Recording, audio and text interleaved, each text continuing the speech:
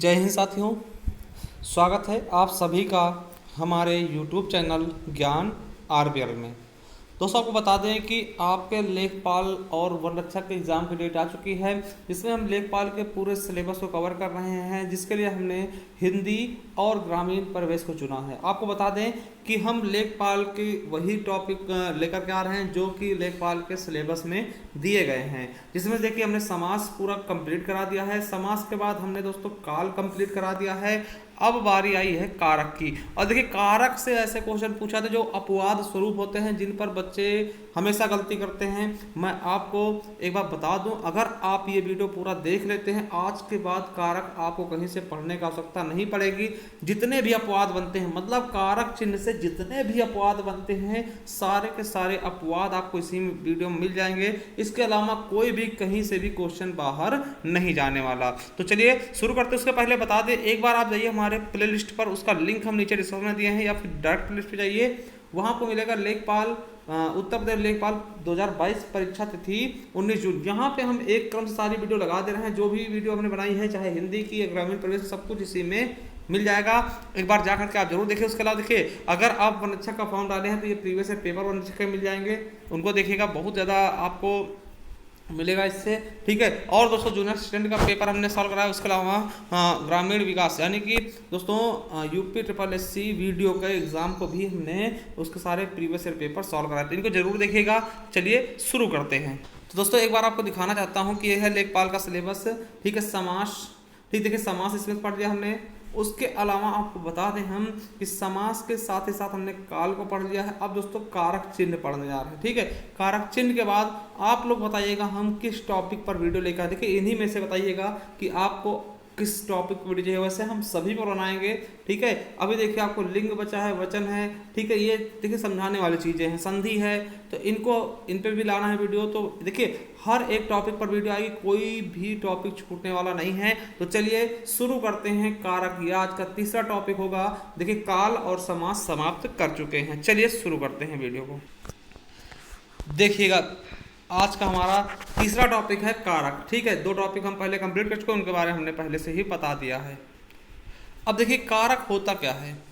कारक होता क्या है तो मैं बताने जा रहा हूं आपको कि संज्ञा या सर्वनाम के जिस रूप से वाक्य के अन्य शब्दों के साथ उसके संबंध का बोध होता है, उसे हम कारक कहते हैं। समझिएगा, संज्ञा सर्वनाम के जिस रूप से वाक्य के अन्य पदों के साथ उसके संबंध का बोध होता है, उसे हम कारक कहते हैं। नहीं समझ में आया, कोई दिक्कत नहीं, दोबारा समझिएगा, एकदम शॉर्ट बताते हैं कि हम कह सकते हैं कि कारक क्या होता है, जोड़ने का कार्य करता। क्या? जोड़ने का कार्य करता। और किस किस को जोड़ेगा तो मैं आपको बता दूं, कारक, सभी कारक या तो संज्ञा या फिर दोस्तों सर्वनाम पद होते हैं दोस्तों। ठीक है। यानी कारक चिन्ह ये तो संज्ञा के साथ में लगा होगा या फिर सर्वनाम के साथ में, इसके अलावा किसी के भी साथ में कारक चिन्ह नहीं लगता। जैसे राम ने खाना खाया, राम ने खाना खाया, तो मैं आपको बता दूं राम ने खाना खाया है, तो दोस्तों राम क्या है, ये क्या है, संज्ञा है। ठीक है। वह है ना, उसने खाना खाया, दोस्तों उस क्या है दोस्तों, ये सर्वनाम होती है। यानी कि हमेशा जो कारक होते हैं वो संज्ञा या सर्वनाम के साथ ही लगते हैं, इन चिन्हों का प्रयोग करते हैं। ठीक है। बिल्कुल समझ में आया होगा। मैं आपको बता दूं कि कारकों की पहचान कराने वाले शब्दों को ही हम क्या बोलते हैं, विभक्ति बोलते हैं। कारक की जो पहचान कराते हैं, कारक की पहचान कराने वाले शब्दों को ही हम क्या बोलते हैं दोस्तों, विभक्ति कहते हैं। समझ गए। चलिए अब देखिए विभक्ति को ही आप समझिएगा, जो विभक्ति होते हैं तो विभक्ति को ही कारक चिन्ह कह देते हैं, परिसर कह देते हैं, या फिर विभक्ति चिन्ह भी कह देते हैं। यानी तीन तीन नाम इसी के हैं, कारक चिन्हों के ही नाम हैं, विभक्ति, कारक चिन्ह या परसर्ग भी इन्हीं को ही कहा जाता है। अब समझिए कारक चिन्ह क्या होते हैं। देखिएगा, राम ने रावण को बाण से मारा।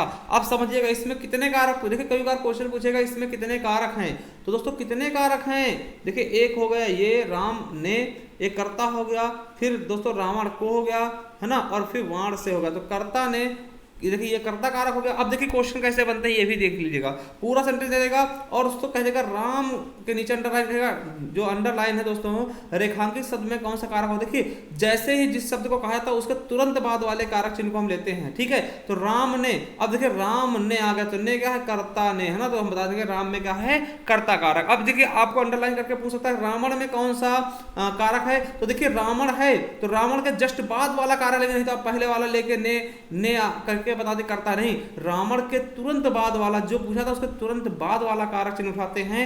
देखिए रावण को यानी कर्ता ने कर्म को, तो यहाँ पे कर्म कारक हो गया, है ना। बाण से, है ना, तो ये चीज समझिएगा। बाण पूछ ले तो बाण से ले जाएंगे, है ना, कर्ण से, तो ये चीज समझिएगा से या के द्वारा।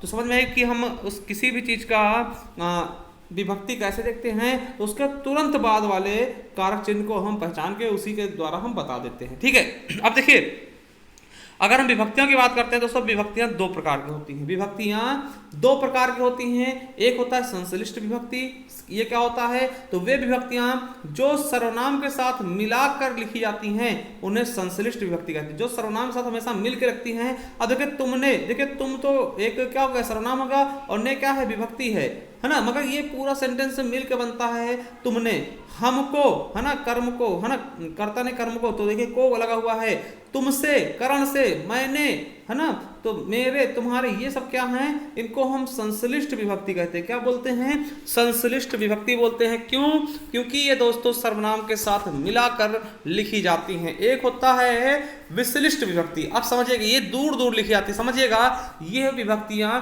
जो संज्ञा से दूर लिखी जाती है उनको हम विश्लिष्ट कहते हैं। जैसे राम ने रावण को बाण से मारा, देखिए ये चिपका के नहीं लिखी गई, राम अलग है फिर उसकी विभक्ति लिखी गई, फिर रावण अलग है फिर उसकी विभक्ति, और फिर बाण अलग है और उसकी विभक्ति, ठीक है। तो इस तरीके से इसको हम बोलते हैं विश्लिष्ट, ठीक है। समझ गए बेसिक क्या होता है। अब समझिएगा कि देखिए पूछेगा कारक के भेद कितने, तो आपको बता दें मूल रूप से कारक के मुख्यतः 6 ही भेद हैं। कितने हैं, 6 भेद। अब देखिएगा इसमें दोस्तों संबंध और संबोधन को मूल कारक नहीं माना जाता है, ठीक है। इनकी उत्पत्ति इन्हीं से मान लेते हैं। अगर पूछेगा मूल कारक की संख्या कितनी है, सॉरी मूल कारक की संख्या कितनी है, तो 6, ठीक है। अगर पूछे हिंदी में कारक कितने हैं तो आपको 8 ही बताना, समझिएगा। अगर मूल शब्द लगाता है तब 6 बताना, नहीं तो ऐसे 6 बता के चले आओ और बोलो सर आपने गलत करा दिया। नहीं, अगर पूछता है मूल रूप से कारक कितने प्रकार के हैं तो मूल रूप से दोस्तों 6 ही हैं। अगर पूछे हिंदी में कुल कितने कारक हैं तो आपको 8 ही बताना है, 6 नहीं बताना है, ठीक है। कौन कौन से हैं तो चलिए दिखाते हैं। देखिए एक तरफ संख्या, एक तरफ कारक चिन्ह और कारक, एक तरफ परसक यानी कारक चिन्ह। देखिए कर्ता ने, इनका जो चिन्ह होता है कर्ता का वो ने होता है, कर्म को होता है, करण से या के द्वारा होता है, संप्रदान के लिए या वास्ते होता है, अपादान क्या होता है, से होता है मगर अलगाव की स्थिति में होगा, ठीक है। क्या होगा, अलगाव की स्थिति में। और संबंध क्या होता है, रारी रे, नानी ने, काकी के। अधिकरण में पर। और संबोधन क्या होता है, हे अरे। क्या संबोधन क्या होता है, हे अरे। तो चलिए अब हम देखते हैं शुरुआत से, यानी कर्ता कारक के बारे में। देखिए अपवाद के साथ में देखते हुए चलेंगे। एक मतलब कि चीजें आपके लिए बहुत ज्यादा इंपॉर्टेंट होगी, इसलिए कृपया करके पूरा वीडियो देखिएगा, ठीक है। इससे आपको कोई भी दिक्कत या परेशानी आज के बाद जो कारक में होती थी कुछ भी नहीं होगी। यानी एक एक अपवाद आपको हम बता के चलेंगे। इसको देखने के बाद आपको कोई भी क्वेश्चन इससे बाहर नहीं आएगा। चलिए देखते हैं कर्ता। अब कर्ता कारक में आपको पता है ने परसर्ग होता है। देखिए कहीं कहीं पे ने होता, कहीं कहीं ने भी नहीं होगा, तब भी हम आपको सिखाएंगे कैसे आप पहचान सकते। समझिएगा वाक्य में क्रिया के करने वाले को कर्ता बोलते हैं। देखिए जो भी व्यक्ति कोई काम करता है उसे हम कर्ता कह देते हैं। जैसे हमने कहा कि मैं जा रहा हूं, मैं जा रहा हूं, तो देखिए यहां पे कर्ता कौन हो जाएगा, मैं ही तो हूं, मैं ही काम कर रहा हूं। तो जो व्यक्ति काम करता है वही कर्ता होता है। समझिएगा वाक्य में क्रिया को करने वाला या फिर काम को करने वाले को ही कर्ता बोलते हैं। अगर सिंपल सी भाषा में कहें कि जो काम करने वाला होता है वही क्या होता है, कर्ता होता है। और इसमें इसके साथ में दोस्तों विभक्ति ने का प्रयोग होता है। तो देखिएगा जैसे कहा गया राम ने भोजन किया, राम ने भोजन किया, तो इसमें कौन सा कारक पूछेंगे तो बता देना आप कर्ता कारक, क्योंकि हमें ने मिल गया। अब देखिए इसमें तो ने नहीं है। मोहन खेल रहा है, अब मोहन खेल रहा है भैया, इसमें कोई भी कारक चिन्ह नहीं लगा। आप कैसे पहचानोगे, आप समझिएगा। देखिए यहां पर क्या है दोस्तों, कर्ता है, मोहन खेल रहा है, तो दोस्तों मोहन क्या है, कर्ता है, यानी कि यहाँ पे क्या हो जाएगा, कर्ता कारक। ठीक है, समझ गए ना, कर्ता ने। तो दोस्तों राधा गाना गा रही है, देखिए राधा है, राधा क्या है, कर्ता है, तो इसमें देखिए जरूरी नहीं कि ने लगा हो तभी आप पहचाने। ठीक है, तो यहाँ भी आपका कर्ता कारक हो जाएगा। अध्यापक ने हिंदी पढ़ाया, देखिए ने तो मिल गया, तो इससे बहुत आसान हो गया। तुमने खाना खाया, ने मिल गया।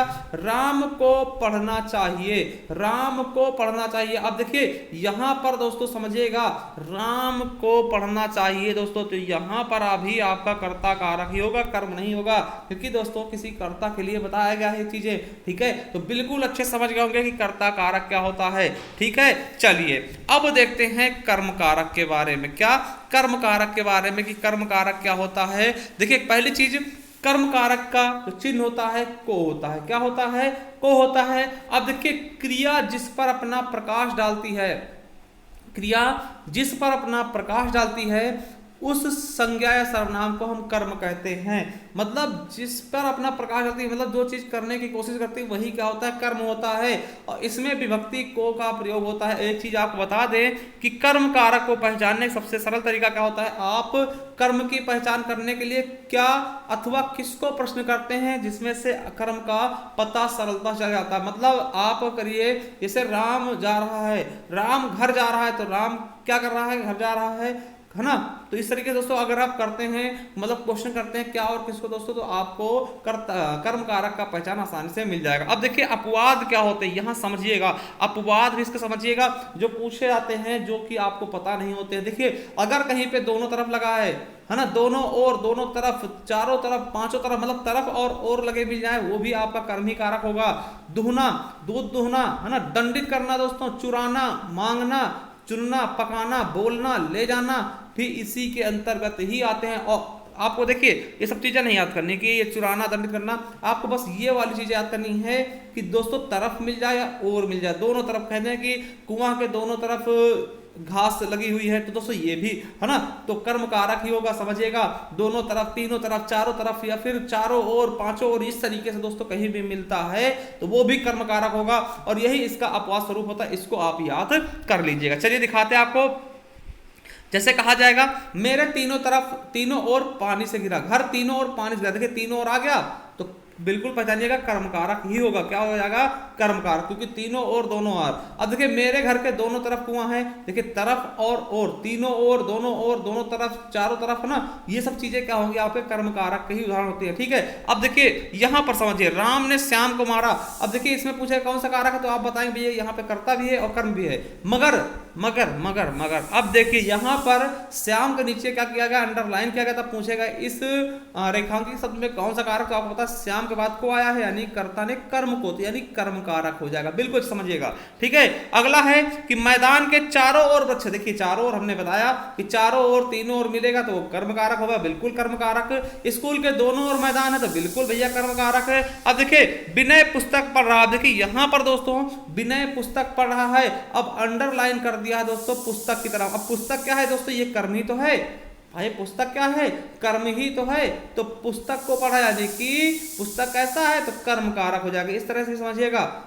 ठीक है, इस तरह समझिएगा। अगर देखिए विनय करता तो विनय का करता होता, मगर पुस्तक पर अंडरलाइन के इसलिए कहा जाएगा कर्म कारक है। ठीक है, अब देखिए राधा ने चाय बनाया, अब देखिए चाय के नीचे अंडरलाइन कर दिया, तो चाय कैसा है, अब चाय क्या है दोस्तों, यही तो कर्म है, इसलिए कर्म हो जाएगा। अब राम दूध दूहता है, माली फूल चुनता, दोस्तों हमने बताया दूता, चुनता, दंड करना, दोस्तों ये सभी कर्म कारक होंगे, मगर आपको दोनों और, तीनों और ये याद रखना। देखिए कुछ अपवाद बता दे आपको कि यहां पर दोस्तों को आएगा, मगर आप कंफ्यूज मत होइएगा, ये आपके संप्रदान कारक में होंगे। देखिए हमेशा और हमेशा देखिए कोई भी चीज, ऐसी चीज जो आप देते हैं दोस्तों और वापस उसको न ले, समझिएगा, कोई चीज देना उसे वापस न लेना दोस्तों, वो क्या होगा, हमेशा के लिए दे देना उस चीज को, वो दोस्तों आपके संप्रदान कारक में आएगा। और नमस्कार भी संप्रदान कारक का ही होता है, समझिएगा। ये अपवाद है, नहीं तो इसमें को मिलेगा, आपसे पूछा जाएगा, और ये क्वेश्चन बहुत बार पूछेंगे, इसको आप इंपॉर्टेंट लगा लीजिएगा। देखिए पूछा जाएगा क्या कि राजा ने भिखारी को दान किया, देखिए यहाँ पे आपने को देखा तो क्या, कर्ता ने कर्म को लगा के चलाएंगे, मगर दोस्तों याद रखिएगा यहाँ पे कर्म नहीं होगा, क्योंकि देखिए राजा ने भिखारी को दान दिया। अब देखिए राजा ने भिखारी को दान दिया तो वापस उससे नहीं लेगा, जो चीज वापस न ली जाए वो दोस्तों देने के बाद जो चीज वापस न ली जाए वो हमेशा संप्रदान कारक होता है। और ये आप अपने दिमाग में बिठा लीजिए, और यही सबसे अब बड़ा अपवाद होता है, पूछा जाता है, बहुत बार पूछा गया है, याद रखेंगे। जो चीज दिया जाए और वापस न लिया जाए वो संप्रदान कारक हो जाता है। जैसे राजा ने प्रजा को वस्त्र दान किए, अब समझिएगा, राजा ने प्रजा को वस्त्र दान किया, देखिए वस्त्र दे दिया गया है, अब वापस नहीं लिया जाएगा, तो यहां भी संप्रदान कारक होगा, ये अपवाद स्वरूप है, समझिएगा, ठीक है। अब देखिए भाई साहब नमस्कार, तो नमस्कार दोस्तों ये भी आपका संप्रदान का ही होता है। अब देखिए कोई चीज अगर दे के ले लिया जाए, कोई चीज देकर वापस ले जाएगा दोस्तों, तो वो संबंध कारक होता है, ना कि कर्म कारक। यहां भी को आएगा। अब देखिए राम ने दर्जी को कपड़े दिए, अब देखिए राम ने दर्जी को कपड़े दिए, मगर दर्जी को दिया है सिलने के लिए दिया होगा, उससे वापस ले लेगा, ठीक है। तो यहां पर संबंध कारक हो, यहां पे संप्रदान मत करिएगा, क्योंकि राम ने दर्जी को कपड़े दिए हैं, दर्जी से वापस लेगा, इसको हमेशा के लिए नहीं दे रहा है, याद रखेंगे यहां पर संबंध कारक होगा। जैसे राजू ने मोची को जूते दिया, देखिए राजू ने मोची को क्या कर दिए, जूते दिया, अब जूते दिए हैं, मोची को सिलने नहीं दिए होंगे, वापस ले लेगा दोस्तों, तो यहां पर दोस्तों क्या होगा आपका संबंध कारक, ठीक है। तो जो चीज वापस ना ली जाए वो संप्रदान में आएगी, और जो चीज वापस ले जाए वो संबंध कारक में आ जाएगा। तो ये आपको थोड़े अपवाद थे, इनको अभी हम इनमें बता भी देंगे, आगे चल के एक बार रिवीजन करवा देंगे इसका। तो इसको थोड़ा सा याद रखिएगा कि अगर कोई चीज वापस नहीं ली जाएगी संप्रदान में आएगी, अगर कोई चीज वापस ले ली जाएगी तो संबंध में आएगी, ठीक है। चलिए अब देखिए करण तत्पुरुष, कर्ण कारक, देखिए कर्ण कारक में क्या होता है, इसमें भी कुछ अपवाद है, इनको आप बिल्कुल अच्छे से ध्यान में रखेंगे। देखिए वाक्य में जिस कर्ता जिस माध्यम से क्रिया करता, मतलब किस तरीके से वो क्रिया की जा रही है उस माध्यम को ही कर्ण कहते हैं, है ना। जैसे कि जिस माध्यम से कोई चीज किया है वही माध्यम क्या होता है, वो कर्ण कहलाता है। तो याद रखेंगे इसमें विभक्ति से, के द्वारा, के साथ, के बिना का प्रयोग होता है। और आपको बता दें कि इसकी जो चीजें होती हैं पहचानने वाली, देखिए जो अपवाद स्वरूप हो जाते हैं तो उनको याद रखें। अगर कोई विकलांगता है, जैसे वो एक आंख से अंधा है, वह दो मतलब एक पैर से लंगड़ा है, ये सभी चीजें क्या होगी, विकलांगता की स्थिति में, विवस्था की स्थिति में, व्याकुलता के साथ की स्थिति में, और के साथ लगा हो, के बिना लगा हो, और समय पूछना और समय बताना भी क्या आएगा, कर्ण कारक में ही आएगा। याद रखेंगे कोई विकलांगता की अवस्था है, विवस्था है, व्याकुलता है, या फिर के साथ लगा है, के बिना लगा है, और समय पूछा या बताया जा रहा, तो वो भी आपका कर्ण कारक में ही आएगा। याद रखें जैसे कहा गया वह एक पैर से लंगड़ा है, देखिए वो एक पैर से लंगड़ा है, क्या है, यहाँ विकलांगता की स्थिति आ गई, तो यहाँ भी क्या है, कर्ण कारक है, क्या है, कर्ण कारक। अब देखिए अभी कितने बजे, देखिए समय पूछा जा रहा, अभी कितने बजे है, समय पूछा जा रहा, तो बिल्कुल कर्ण कारक। अभी 12 बजे, देखिए समय बताया गया है, तब भी दोस्तों कर्ण कारक है। राम किताब से पढ़ता, दोस्तों देखिए इससे तो लगा मिल गया, तो पहचान ही लेंगे। अब सीता ने डंडे से मारा, दोस्तों डंडे पे कर देंगे चिन्ह और पूछेंगे कौन सा कारक है, तो क्या जाएगा दोस्तों, कर्ण कारक होगा। तुम कार से घर गए थे, अब देखिए इससे आ गया, तो यहाँ भी कर्ण कारक हो जाएगा। अब राम भाई के साथ रहता है, राम भाई के साथ दोस्तों आ गया, तो ये भी क्या हो जाएगा आपका, कर्ण कारक। क्या हो जाएगा, कर्ण कारक। वह एक पैर से लंगड़ा है, देखिए हमने बताया कि दोस्तों विकलांगता की स्थिति में दोस्तों क्या होगा, कर्ण कारक होगा। आज रात 12 बजे जाना, दोस्तों देखिए समय की बात कर दी गई है। सीता राम के साथ बन गई, दोस्तों ये भी आपका क्या हो जाएगा, कर्ण कारक। क्या हो जाएगा, कर्ण कारक। तो हमने बताया क्या है आपको, देखिए दोबारा बता दें, एक बार फिर से बता दें कि विकलांगता यानी कोई एक पैर से अंधा, एक पैर से काना, एक पैर से काना नहीं, एक आंख से काना, ठीक है। और के बिना, के साथ, और दोस्तों समय पूछना और बताना, ये इंपॉर्टेंट, समय पूछना और बताना और विकलांगता, यही दोनों आपके ज्यादा इंपॉर्टेंट है, इनको याद रखेंगे, ये सभी कर्ण कारक में आते हैं, ठीक है। चलिए अब आएगा संप्रदान कारक। देखिए संप्रदान कारक है, अब देखिए कर्ता जिसके लिए कार्य करता है वह संप्रदान होता है, कर्ता जिसके लिए कार्य करता है वो संप्रदान होता है। इसमें विभक्ति के लिए का प्रयोग होता है। और देखिए इसके अंतर्गत क्या क्या आएंगे समझिएगा, इसके अंतर्गत रुचि या पसंद को व्यक्त करना, कोई रुचि हो, कोई पसंद हो अपनी बताना कि मुझे नाचना पसंद है ना, तथा ईर्ष्या करना, क्रोध, दान वैसा जो हमेशा के लिए दिया था, हमने ऊपर बताया है। पुरस्कार, उपहार, अवार्ड, नमस्कार आदि के भाव में संप्रदान कारक ही होता है, ठीक है। चलिए अब इसके हम उदाहरण दिखाते हैं। पहली चीज कि जो चीज दान दिया जाए और हमेशा के लिए ले दिया जाए वो संप्रदान कारक होता है, ये क्वेश्चन कई बार पूछा गया है। अब देखिए राम और देखिए के लिए और से द्वारा ना, ये भी क्या होते हैं, संप्रदान के लिए, है ना, ये चीजें क्या होती है आपका संप्रदान कारक होता है। देखिए जैसे क्या है कि श्याम भाई के लिए खिलौना लाया, देखिए भाई के लिए, बच्चे को गेंद लाओ, है ना, तो यहाँ पे संप्रदान कारक। अब देखिए तुमने गरीबों को दान दे, देखिए गरीबों को दान देने के बाद आप वापस नहीं लोगे तो ये भी क्या हो जाएगा, कोई चीज दिया जाए हमेशा के लिए, तब भी दोस्तों संप्रदान कारक होगा।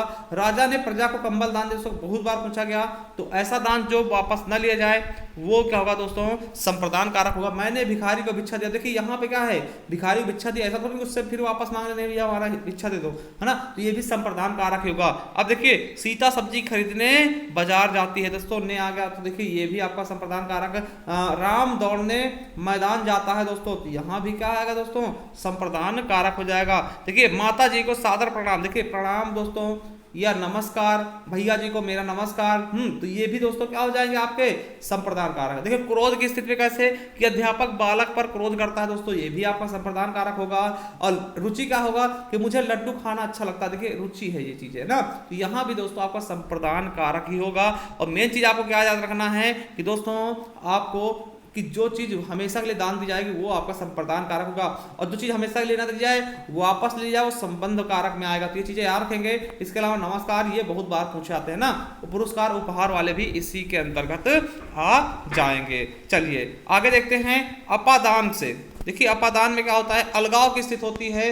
अब समझिएगा जहां एक संज्ञा या सर्वनाम दूसरी संज्ञा या सर्वनाम से अलग हो चुका हो या तुलना हो, वहां पे अपादान कारक होगा। मतलब जहां पे आपकी तुलना कर दी जाए या फिर कोई चीज अलगाव हो रहा हो। देखिए करण और अपादान में यही अंतर होगा कि करण में मिलने का भाव होता है, अपादान में बिछड़ने का, ठीक है। और देखिए इसके अंतर्गत कोई अलगाव होगा, किसी से गड़ा होगी, विभत्स रस के भाव में, अध्ययन से या मना करने से या मत या निषेध या फिर दो में तुलना करना, ये इंपॉर्टेंट है। किसी चीज में तुलना करना वो भी क्या होगा दोस्तों, अपादान होगा, तुलना करना। अब चलिए देखिए पेड़ से पत्ता गिरता है। अब देखिए पेड़ से पत्ता गिरता है, देखिए शायद, मगर यहाँ पे पेड़ से कहीं ना कहीं पत्ते क्या हो रहे हैं, अलग हो रहे हैं टूट टूट के, तो ये क्या हो जाएगा आपका अपादान कारक। देखिए हिमालय से गंगा निकलती है, अब देखिए हिमालय से गंगा क्या अलग होने का प्रयास कर रही है, यानी निकलने का, अलग होने का प्रयास कर रही है, दूर जाने का प्रयास कर रही है, इसलिए यहां भी क्या होगा आपका अपादान कारक। छत से बच्चा गिरा, अब देखिए बच्चा छत पे था, छत से गिरा यानी वहां से अलग हो चुका है, बच्चा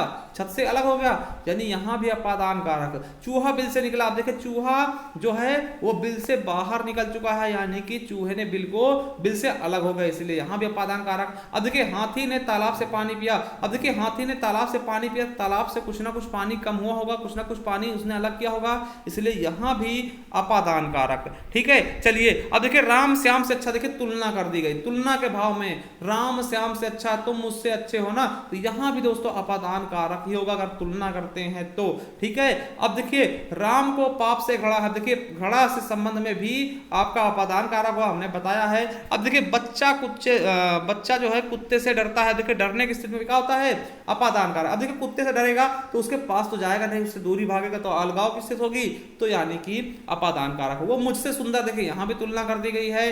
गरीब को घड़ा से मत देखो, देखिए यहाँ घड़ा की स्थिति है। मैं स्टेशन से आया, दोस्तों स्टेशन से आ रहा हूं, यानी कि स्टेशन से हमने अलग होने की कोशिश की दोस्तों, तो ये आपका अपादान कारक हो जाएगा। बिल्कुल समझ में आएगा।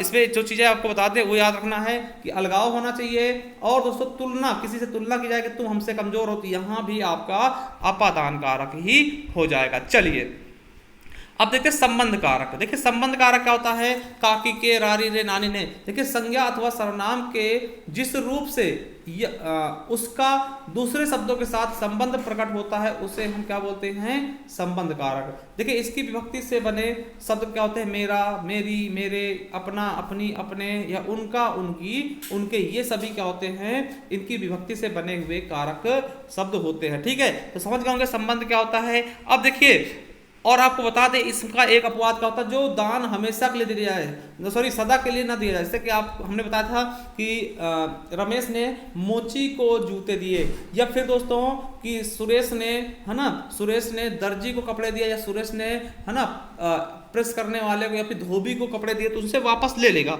तो वहां पे दोस्तों आपका संबंध कारक होगा। जैसे कि देखिए मेरी कार खो गई, देखिए मेरी रारी रे आ गया और कार से वैसे संबंध है, तो मैंने, है ना, नानी ने आ गया, मैंने अपनी जीवनी लिखी, देखिए नानी ने आ गया, तुम्हारे रारी रे आ गया, पिताजी हैं, तो यहाँ भी दोस्तों संबंध कारक। उस व्यक्ति की 3 बेटियां हैं, देखिए उसकी बेटियां तो काकी के आ गया, है ना, मेरा पुत्र बहुत दुष्ट है, दोस्तों रारी रे आ गया, और तुमने धोबी को कपड़े दे दिया, देखिए धोबी को कपड़े दिए हैं, इसका मतलब क्या है, उससे वापस तो लोगे ना, धुलने के लिए दिए होंगे, हमेशा के लिए थोड़ी दे दिया, हमेशा के लिए दोगे तो क्या हो जाएगा, संप्रदान कारक। याद रखिएगा, अगर हमेशा के लिए देते तो संप्रदान कारक होगा, मगर हमेशा के लिए हमने नहीं दिए मेरे दोस्तों, तो यहाँ पे क्या होगा, आपका कौन सा कारक होगा, तो बताइए जल्दी। तो यहाँ पे आपका क्या हो जाएगा, संबंध कारक। ठीक है, मैंने दोस्त को बाइक दी, अब देखिए मैंने दोस्त को बाइक दी, बाइक केवल चलाने के लिए दी होगी ना, एकदम से नहीं दे दी, तो यहां भी उससे वापस ले लेंगे, इसलिए दोस्तों क्या होगा आपका, बिल्कुल समझ गए होंगे, संबंध कारक। अगर कहते हैं कि सुरेश ने है ना मोची को जूते दिए दोस्तों, तो आप जूते दिए सिलने के लिए देंगे, वापस ले लेंगे।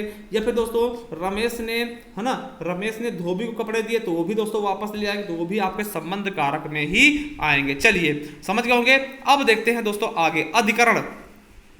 अधिकरण देखिए, अधिकरण में क्या होता है, में पर। अब देखिए, संज्ञा के जिस रूप से क्रिया के आधार का बोध हो उसे अधिकरण कहते हैं। अब आपको बता दें, इसके अंतर्गत विशेषण की उत्तमावस्था तथा उस पर गया है।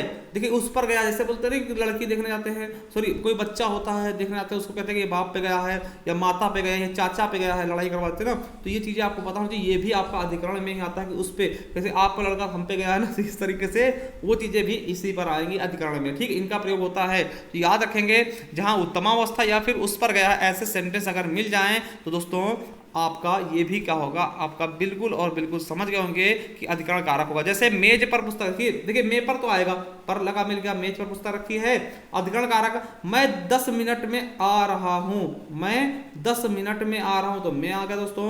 बेटा अपने बाप पर गया, देखिए बेटा अपने बाप पर गया, तो हमने बोला ना किसी पर जाना है ना, तो मतलब ये किस पर गया है, उस पर गया, तो ये चीज इसी का उदाहरण ये होगा कि मैं बेटा अपने बाप पर गया है। अब देखिए तुम्हारे पैसे मेज पर रखी है दोस्तों, तुम्हारे पैसे मेज पर रखे दोस्तों, तो ये समझ सकते हैं ना, पर रखा है, पर लिखा, अब मिल गया है ना, पैसे मेज के ऊपर, तो के ऊपर लग गया दोस्तों, ये भी आपका क्या हो जाएगा, है ना, उत्तम अवस्था। तो देखिए समझिएगा, ये भी आपका क्या हो जाएगा, बिल्कुल जैसे अधिकरण हो जाएगा। चलिए अब अंतिम देखिए, संबोधन। देखिए जिस शब्द से किसी को पुकारने का बोध हो उसे संबोधन कारक कहते हैं। इस कारक, ये कारक दोस्तों वाक्य के पहले लगता है। देखिए एकमात्र कारक जो वाक्य के पहले लगेगा, देखिए क्या होता है, हे प्रभु उसके ऊपर कृपा करना। देखिए ये हो गया, हे प्रभु उसके ऊपर कृपा करना, हे अरे, ये सभी इसी में आते हैं दोस्तों, तो हे प्रभु ना, ये देखिए विस्मयादिबोधक का चिन्ह लग गया। ठीक है, हे राम क्या हो गया, है ना, अरे गुलाबो झाड़ू ठीक से लगा, ये देखिए यूपीएससी 2021 में पूछा गया क्वेश्चन है, तो ये आपका हो गया संबोधन कारक। अब देखिए एक चीज मैं आपको बता दूं कि आई होप दोस्तों इससे अच्छी क्लास आपके लिए कोई नहीं रहेगी, जिसमें हमने सारे अपवाद हमने बता दिए। तो देखिए ये हमारी हिंदी की ई बुक है, अगर आप इसे परचेस करना चाहते हैं, क्योंकि आपको पता है अभी लेखपाल के पेपर लगे, फिर उसके बाद आपके वीडियो के लगेंगे, या फिर दोस्तों फॉरेस्ट गार्ड के लगे, सबके लिए ये मोस्ट इंपॉर्टेंट बुक होगी। देखिए इसका मूल्य है 50 रुपए, और इसमें आपको संपूर्ण हिंदी यानी कि वर्णमाला हो गया, विकारी शब्द जिसमें संज्ञा, सर्वनाम, क्रिया विशेषण, अविकारी शब्द, समुच्चय बोधक, संबंध बोधक, विस्मयादि बोधक, सब कुछ मिल जाएगा। वाक्य हो गया, लिंग हो गया, वचन, कारक, काल, वाच्य, संधि, समास, रचन, अलंकार, रचनाएं, है ना, तत्सम, तद्भव, देशज विदेशज, और भी जो चीजें हैं दोस्तों, चाहे वो पर्यायवाची हो, अनेकार्थी शब्द हो, सब कुछ इसमें मिल जाएगा। और इसका मात्र दोस्तों आपको करना क्या होगा, इस नंबर पे आप क्या करेंगे, गूगल पे, फोन पे, पेटीएम 50 रुपए करके, और इसी व्हाट्सएप पे आप स्क्रीनशॉट भेजेंगे, तो हम आपको व्हाट्सएप पे ही इसकी पीडीएफ सेंड कर देंगे। मात्र दोस्तों 50 रुपए मूल्य, अगर परचेस करना है परचेस कर सकते हैं। तो चलिए दोस्तों, कैसी लगी क्लास, एक बार आप कमेंट करके अच्छा सा जरूर जाइएगा हमारे लिए, ठीक है, कि कैसे आपको क्लास लगी, और नेक्स्ट क्लास कौन सी होनी चाहिए वो भी हमें जरूर बताइएगा। थैंक यू, मिलते हैं नेक्स्ट वीडियो, तब तक के लिए जय हिंद, जय भारत, वंदे मातरम। Thank you, love you all.